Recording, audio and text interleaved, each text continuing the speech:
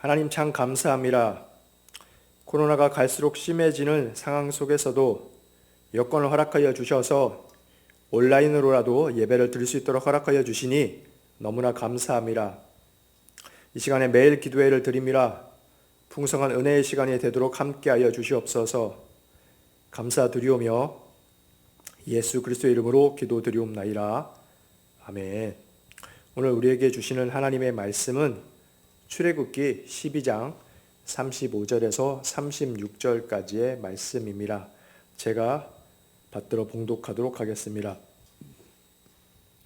이스라엘 자손이 모세의 말대로 하여 애굽 사람에게 은금 패물과 의복을 구하매 여호와께서 애굽 사람들에게 이스라엘 백성에게 은혜를 입히게 하사 그들이 구하는 대로 주게 하심으로 그들이 애굽 사람의 물품을 취하였더라. 아멘.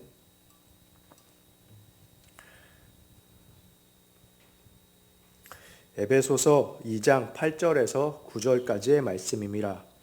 너희는 그 은혜에 의하여 믿음으로 말미암아 구원을 받았으니 이것은 너희에게서 난 것이 아니요 하나님의 선물이라. 행위에서 난 것이 아니니 이는 누구든지 자랑하지 못하게 함이라. 사랑하는 성도 여러분, 저와 여러분이 구원 얻는 믿음을 가진 것이 우리의 공로가 아닌 전적으로 하나님의 은혜임을 고백하십니까? 예, 맞습니다. 우리의 열심과 노력이 아니라 창세 전에 하나님이 우리를 택하시고 불러주셔서 우리가 이 구원 얻는 믿음을 가지게 된 것입니다. 절대로 우리의 열심과 노력으로 우리가 믿음을 가진 것이 아닙니다. 그것을 성경은 우리에게 분명히 가르쳐주고 있죠. 이 시간 온라인 예배를 드리시는 분들은 예수님을 믿으시지만 예수님을 믿게 된 계기는 각각 다를 수 있을 것입니다.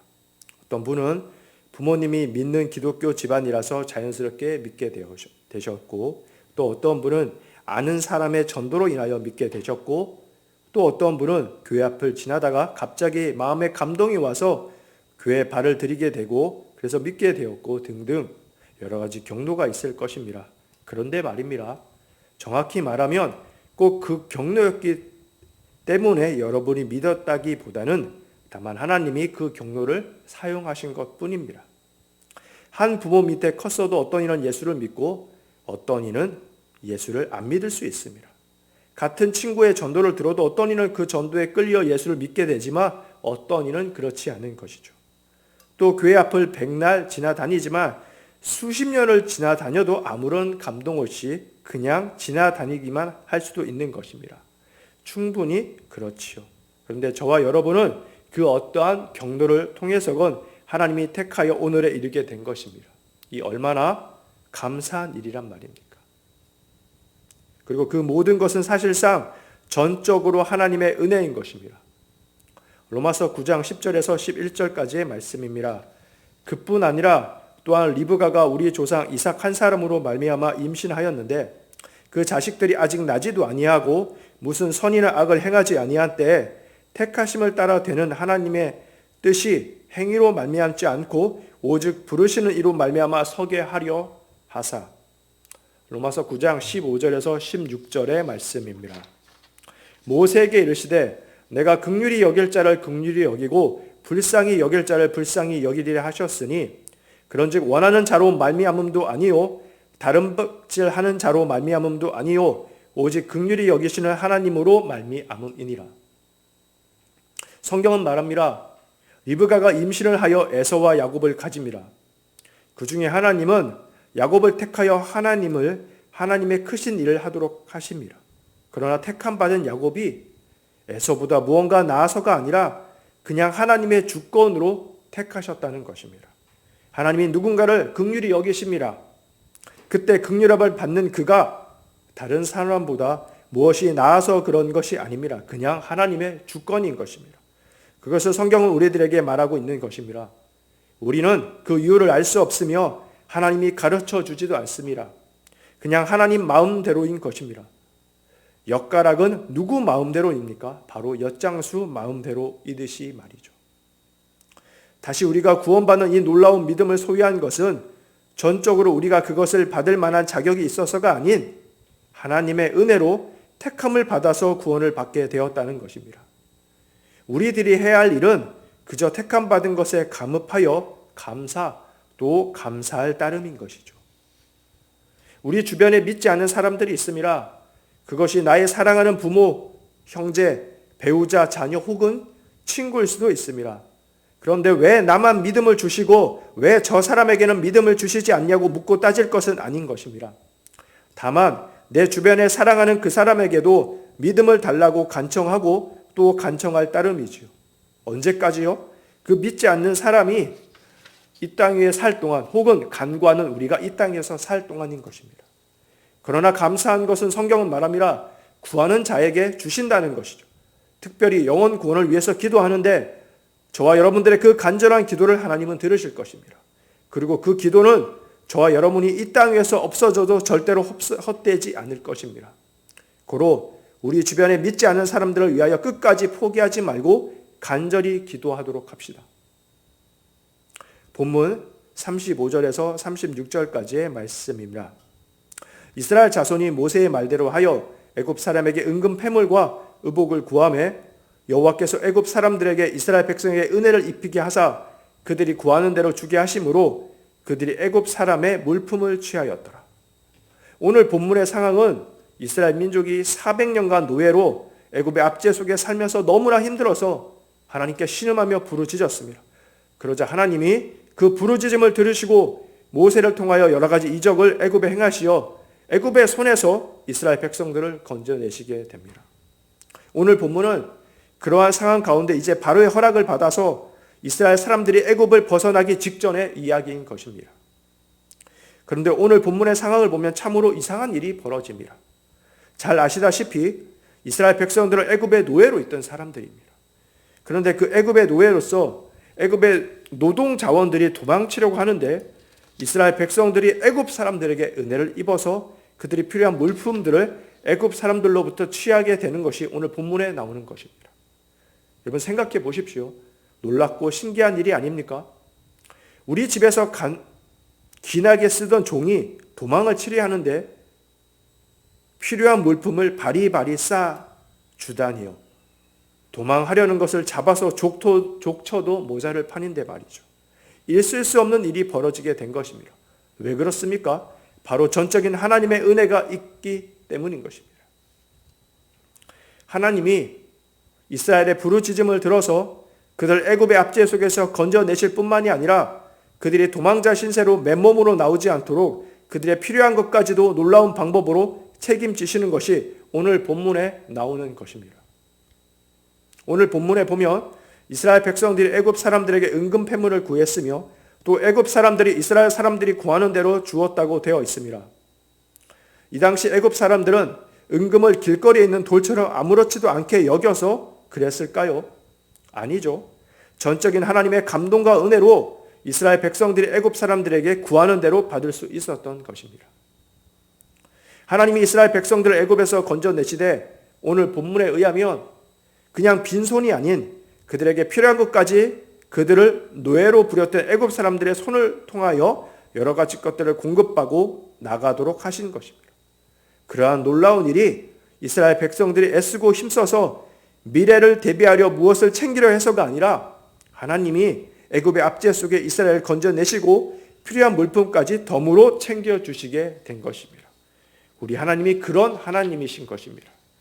그리고 저와 여러분은 그러한 하나님을 믿고 섬기는 것입니다.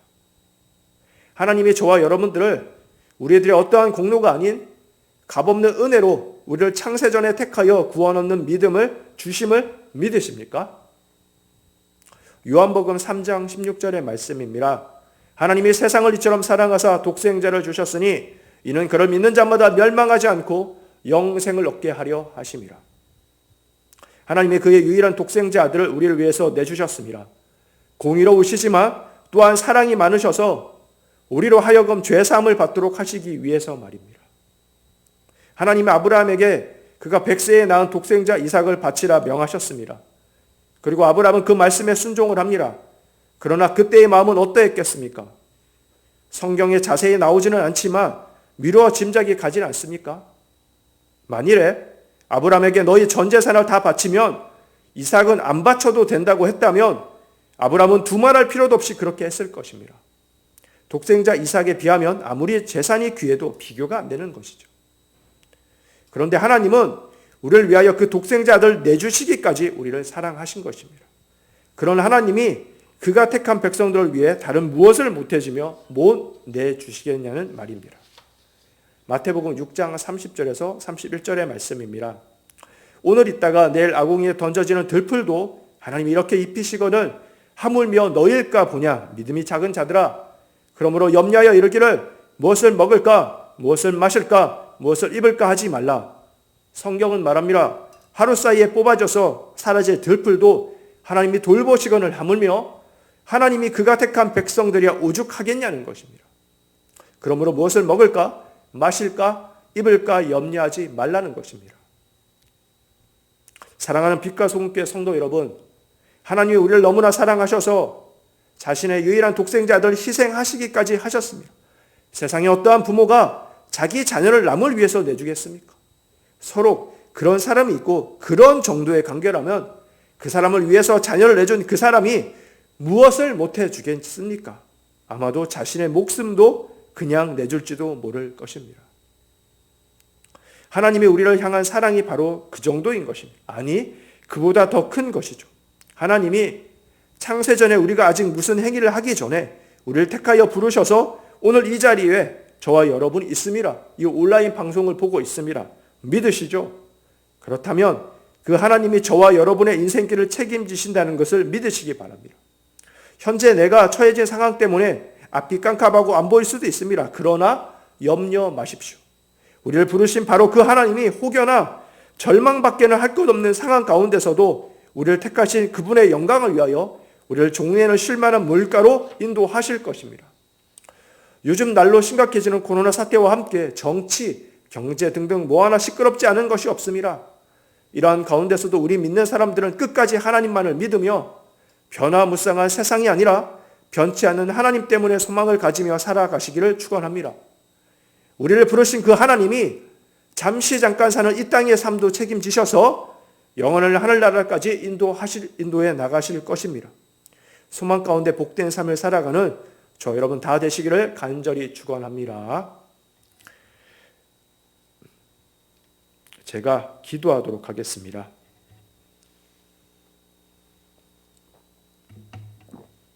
하나님 참 감사합니다. 우리의 공로가 아닌 전적인 하나님의 은혜로 창세전에 택하여 주셔서 우리로 구원 얻는 믿음을 주시니 너무나 감사합니다.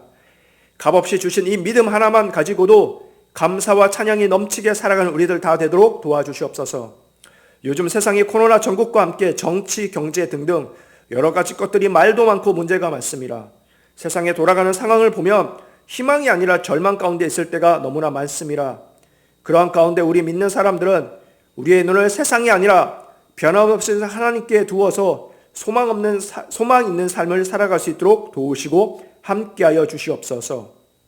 애굽의 압제 속에 이스라엘을 건져내실 때 이스라엘 백성들이 쓸 것까지도 챙겨주신 그 하나님이 우리의 하나님이 되심을 믿을진데 흔들리는 세상 속에 염려와 근심으로 매몰되어서 사는 것이 아니라 하나님 바라보면서 어떠한 상황 가운데서도 소망과 감사로 살아가는 우리를 다 되도록 지켜보아여 주시옵소서. 오늘 수능 시험이 있습니다. 그동안 갈고 닦은 실력을 유감없이 발휘할 수 있도록 지키시고 보아여 주시옵소서. 감사드리오며 모든 말씀 우리 주 예수 그리스도의 이름으로 기도드리옵나이다. 아멘.